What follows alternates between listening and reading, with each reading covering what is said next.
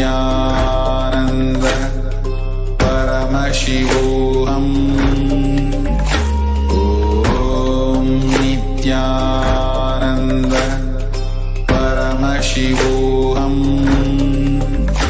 Om Nithyananda Paramashivoham.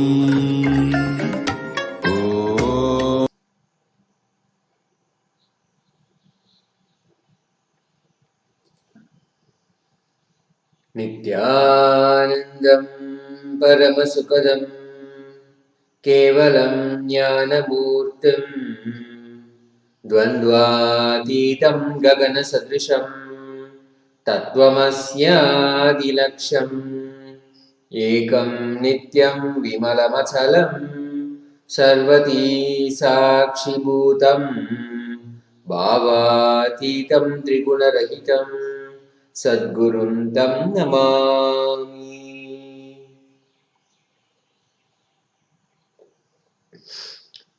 Nithyananda, with the grace and unending compassion of Jagadguru Mahasannidhanam, His Divine Holiness, Bhagavan Nithyananda Paramashivam, we welcome all of you with our love and respect.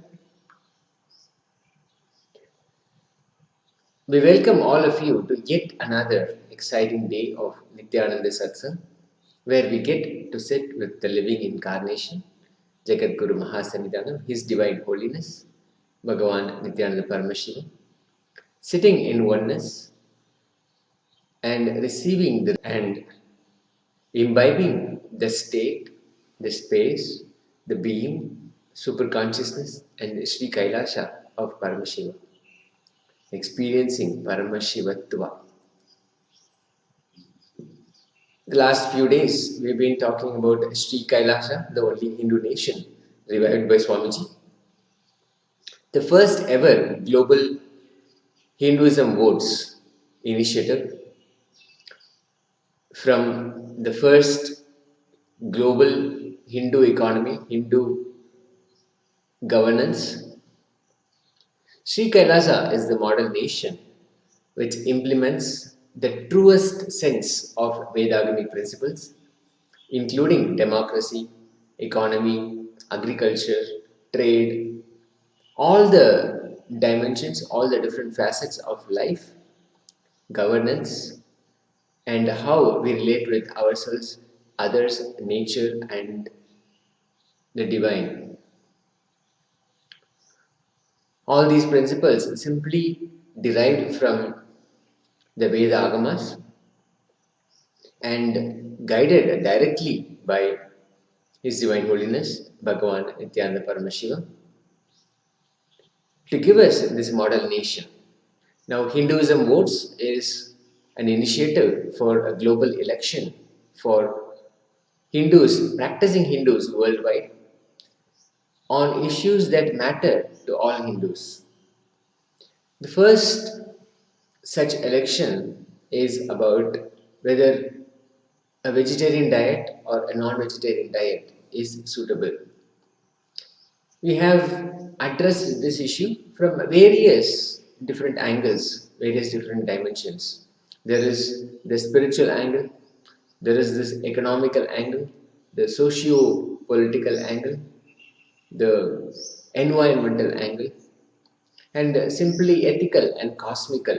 From the cosmic perspective, what is ethical? Because Hinduism simply aligns with the cosmic law and thereby aligning with the rule of the land.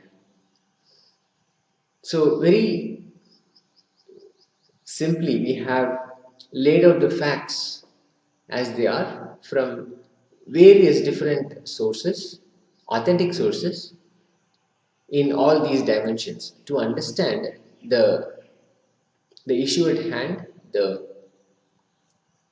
debate about vegetarian or non-vegetarian diet is fully addressed, and there is a breadth of information given so that Hindus worldwide can make an informed choice. Today, we are looking at certain factory forming practices In today's American farms, the report says 99% are considered factory farms. Animals are crammed by the thousands into filthy, windowless sheds and stuffed into wire cages, metal crates, and other torturous devices. These animals will never raise their families, root around the soil, build nests, or do anything that is natural and important to them. Most won't even feel the warmth of the sun on their backs or breathe fresh air until the day they are loaded onto trucks headed for slaughterhouses. The factory farming industry strives to maximize output while minimizing costs, always at the animals' expense. The giant corporations that run most factory farms have found that they can make more money by squeezing as many animals as possible into tiny spaces, even though many of the animals die from disease or infection. In a drive towards more profits, cutting more costs, industrializing, in more optimizing the whole process, at the end of the day, it is a business, and the businesses survive by cutting costs. But that comes with a big price, the one that we don't pay, but the animals get to pay, and there is no voice. The animals suffer, they are caged, they never get to live the life that normally animals are entitled to. They are stuffed in places without any sun, just cages where they don't have any free movement. They live in very hostile conditions. Animals on factory farms endure constant fear and torment. They are often given so little space that they can't even turn around or lie down comfortably. Egg laying hens are kept in small cages. Chickens and pigs are kept in jam packed sheds, and cows are kept on crowded, filthy feedlots. Antibiotics are used to make animals grow faster and to keep them alive in the unsanitary conditions. Research shows that the factory farms' wide spread of use of antibiotics can lead to antibiotic resistant bacteria that actually can threaten human health. Most factory farmed animals have been genetically manipulated to grow larger or to produce more milk or eggs than they naturally would. Some chickens grow so unnaturally large that their eggs cannot support their outsized bodies and they suffer from starvation or dehydration when they can't walk to reach food and water. It is a clear step against nature, against life, a decision against life. When they have grown large enough to slaughter or their bodies have been worn out from producing milk or eggs, animals raised for food are crowded into trucks and transported for miles through all weather extremes, typically without food or water. At the slaughterhouse, those who survive the transport will have their throats slit, often while they are still conscious. Many remain conscious when they are plunged into the scalding hot water of the defeathering or hair removal tanks or while their bodies are being skinned or hacked apart. This is a very gross, direct, and real picture of what happens in slaughterhouses. And it is said, and Swamiji has repeated this in satsang, if glass houses, if slaughterhouses have glass walls, then nobody will eat meat. Just for the sheer cruelty that is being meted out to these poor animals. So this such is the nature of the factory farming that produces most of our food, even animal derived products such as milk or egg. Even if the animal is not killed at that moment, the torture that it goes through is not any less. So we wanted to offer multiple viewpoints and multiple data points so that informed choices can be made by practicing Hindus all around the world.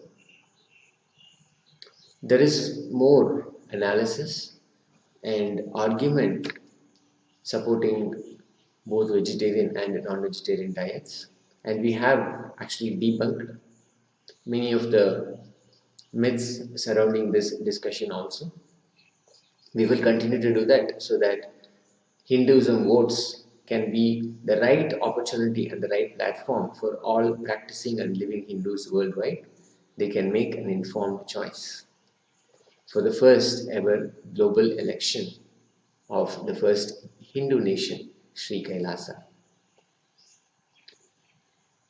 With that, we'll now get ready for being in Upanishad with Jagat Guru Mahasannidhanam, His Divine Holiness Bhagavan Nithyananda Paramashivam, sitting with a simple decision that we are ready and available, receptive to be able to receive, experience and radiate the state, space, being, superconsciousness, Sri KAILASA of Paramashivam.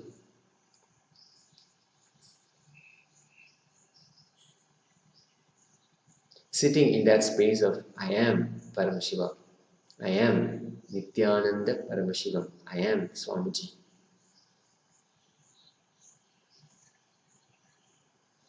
Sitting as straight as possible, in Padmasana as much as possible, closing your eyes and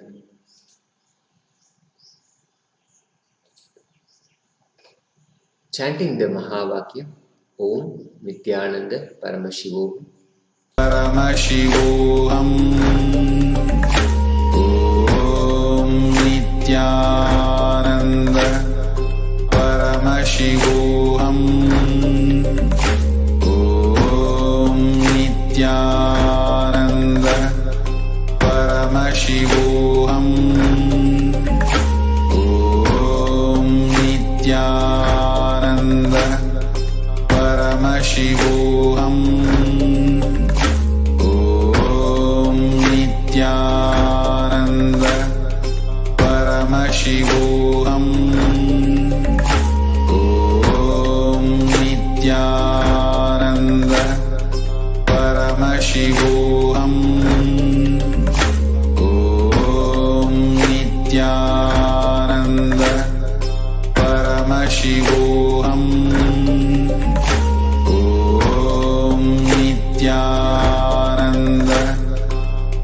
Paramashivoham.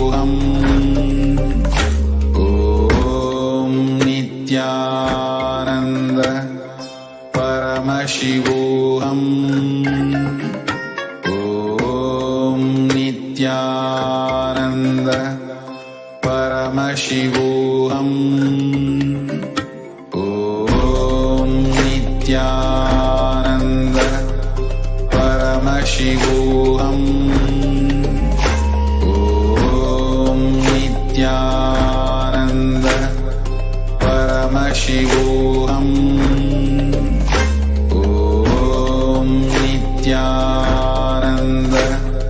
Paramashivoham. Om Nithyananda Paramashivoham. Om Nithyananda Paramashivoham.